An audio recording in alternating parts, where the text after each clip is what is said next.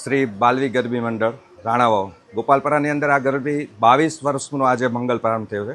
22મા વર્ષની અંદર અમે આ ગરબી મંડળનું અત્યારે પૂરું થાય છે. તો 22 વર્ષ સુધીમાં અમે દર વર્ષે નવું કંઈક પણ કરતા આવીએ છીએ. તો આજે નવરાત્રિનું ત્રીજું નોરતું એટલે કે વધારાનું નોરતું બધાય માને છે કે ત્રીજા નોરતું આજે 2 નોરતું છે. કાલે પણ ત્રીજું હતું, આજે પણ ત્રીજું છે. તો ત્રીજા નોરતાની અંદર અમે ગરબાને સ્ટોપ રાખ્યા છે. ગરબા તો આપણે 10 દિવસ 9 દિવસ રમવાના છે.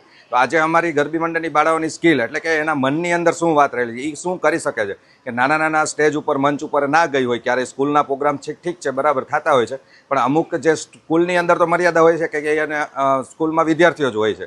પણ જ્યારે આવા પ્રોગ્રામ થતા હોય ત્યારે બહારની વ્યક્તિઓ જ્યારે મોટા વડીલો સામે બેઠા હોય છે ને એની અંદરથી જે અંદરની વિભૂતિઓ બહાર કાઢે છે, ત્યારે એ વિભૂતિઓને અમારી સામે રજૂ કરવા માટે અમે આજનો પ્રોગ્રામ આખો એના માટે ડેડિકેટ કર્યો છે.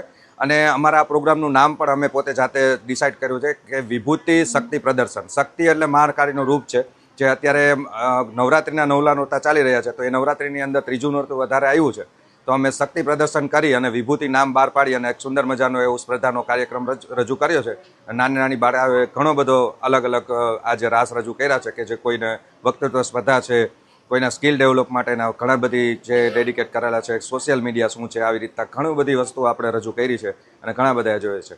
અને દશેરાને દિવસે અમારો સ્પેશિયલ રાસ ગયા વર્ષે હતો અને આજે બીજું વર્ષમાં અમે આ રીતે કરશું.